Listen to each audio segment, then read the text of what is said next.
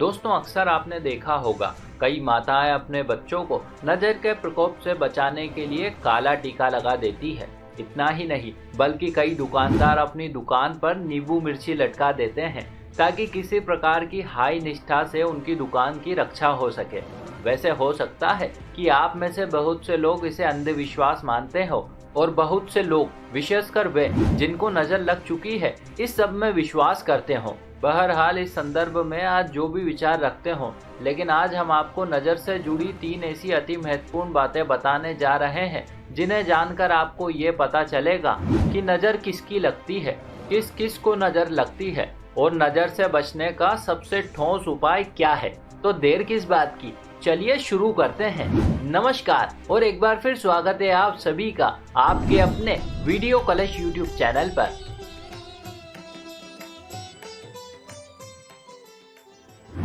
दोस्तों, बुरी नज़र को समझने से पहले आपको उन लोगों की पहचान करनी होगी जिनकी नज़र आपको लगती है, या कहें कि जिनकी नज़र बुरी होती है। दुनिया में 3 प्रकार की ऊर्जाएं काम करती है, सकारात्मक, नकारात्मक और विरोधात्मक। और ये ऊर्जाएं हमारी सोच, विचार, आदत और शब्दों से बनती है। जो मनुष्य जैसा आचरण करता है उसी के आधार पर उसकी नज़र या दृष्टि हो जाती है। आपने स्वयं भी अनुभव किया होगा, कुछ लोग बड़े ही सकारात्मक होते हैं, यह हमेशा अच्छी ऊर्जा से भरे रहते हैं। इनके पास जो है, जितना है, ये उसी में संतुष्ट रहते हैं। ये कभी निराश नहीं होते और अपने इसी आचरण के कारण ये हर हाल में सुखी रहते हैं। जबकि वही कुछ लोग इनके विपरीत होते हैं जो कभी संतुष्ट नहीं होते। ये हमेशा निराशा की बात करते हैं और खुद कर्म करके प्राप्त करने के बजाय ये कहते रहते हैं कि ऊपर वाले ने हमारे साथ न्याय नहीं किया, उसने हमें दिया ही क्या है जो हम उसका गुणगान करें, उसे धन्यवाद दें और भी पता नहीं क्या क्या। वैसे दोस्तों, मोटे तौर पर देखा जाए तो हमें इनसे भी कोई दिक्कत नहीं, क्योंकि सबकी अपनी सोच होती है। जिसे जो ठीक लगे वो वैसा आचरण करे, उससे हमें क्या। परंतु यहाँ पर हमें खतरा तीसरे प्रकार के लोगों से है, जो किसी को भला नहीं देख सकते। ये दूसरों को अच्छा देखकर मन ही मन उसे कोसने या उसे बद्दुआ देने लगते हैं और एक समय के बाद इनकी यह आदत इतनी अधिक बढ़ जाती है कि फिर ये अपनी दृष्टि से ही उक्त को हानि पहुंचाना शुरू कर देते हैं। जैसे ही किसी पर यह दृष्टि डालते हैं, उसका बुरा समय शुरू हो जाता है। बस दोस्तों, इसे ही बुरी नज़र या हाय कहा जाता है। वैसे आपको बता दें कि नज़र के संदर्भ में ये कहावत है कि अगर किसी को बुरी नज़र लग जाए तो वो इंसान तो क्या, पत्थर को भी फाड़ देती है। हालांकि दोस्तों, नज़र का प्रभाव मनुष्यों के अलावा घर परिवार, नौकरी, व्यापार या वाहन इत्यादि पर हो सकता है। चलिए अब बात करते हैं कि नज़र का प्रभाव किसी व्यक्ति या वस्तु पर किस प्रकार से पड़ता है। नज़र यदि बच्चे को लग जाए तो वो बिना बात के ही लगातार रोने लगेगा, दूध नहीं पिएगा और यदि पी भी लेगा तो उल्टी करके निकाल देगा। इसी प्रकार से यदि किसी वयस्क व्यक्ति को लग जाए तो उसके सिर में दर्द होने लगेगा, उसे आंखों में जलन, घबराहट व बेचैनी का अनुभव होगा, भूख नहीं लगेगी और भी बहुत कुछ। यदि किसी घर को नज़र लग जाए तो उस घर में सदैव कलेश होने लगेगा, परिवार में अशांति का माहौल छा जाएगा, घर परिवार का कोई ना कोई सदस्य किसी न किसी रोग से पीड़ित रहने लगेगा, आर्थिक स्थिति कमजोर हो जाएगी और खर्च जरूरत से ज़्यादा बढ़ जाएगा।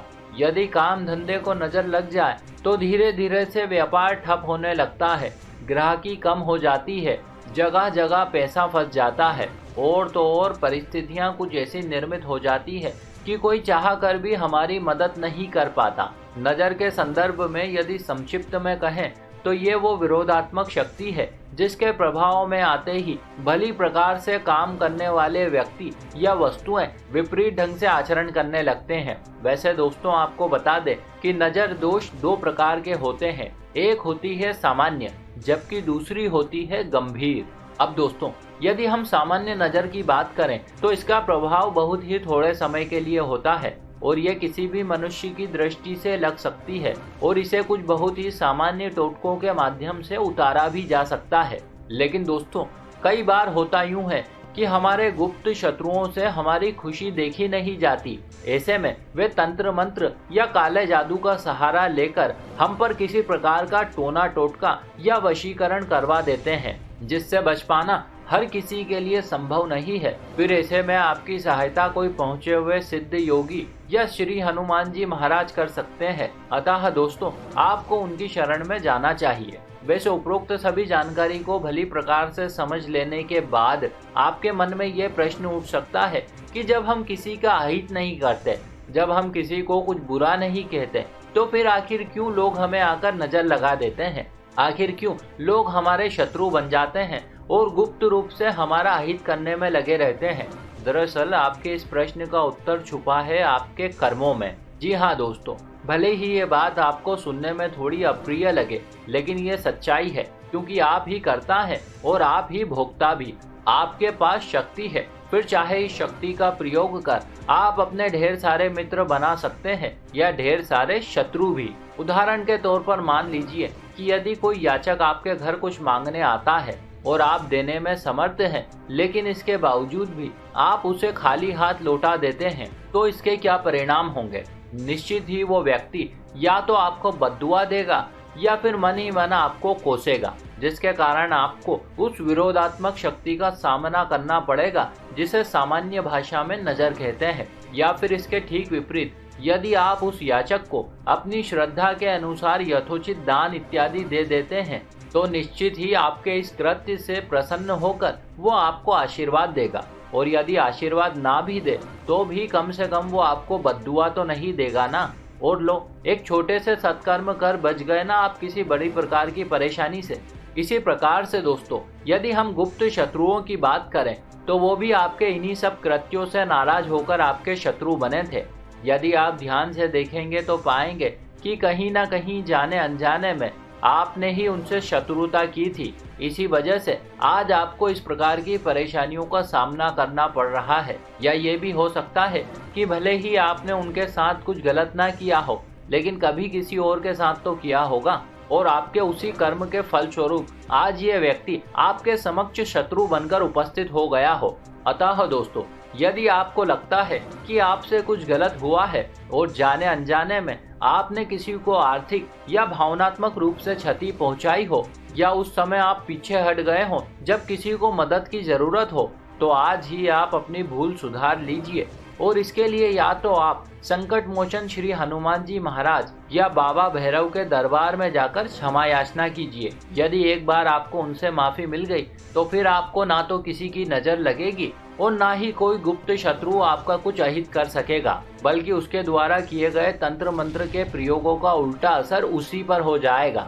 वैसे इस सब के अलावा भी आपको सदैव अहंकार भरी बातों से बचना चाहिए।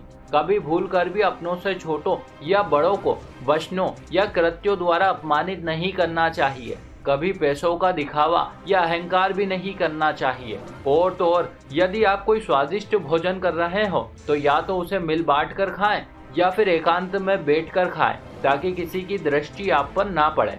तो दोस्तों, ये थी नजर व नजर के बचाव के संदर्भ में जुड़ी कुछ अति महत्वपूर्ण बातें। आशा करते हैं ये जानकारी आपके लिए अत्यंत ही कल्याणकारी सिद्ध होगी। ऐसे और भी वीडियो देखने के लिए अभी सब्सक्राइब कीजिए वीडियो कलेश यूट्यूब चैनल को। साथ ही साथ इस वीडियो को ज़्यादा से ज़्यादा लोगों के साथ शेयर करें। और अब से आप हमें फेसबुक पर फॉलो करना ना भूलें, ताकि चारों ओर धर्म रूपी प्रकाश फैल सके। आप सभी दोस्तों का बहुत बहुत धन्यवाद।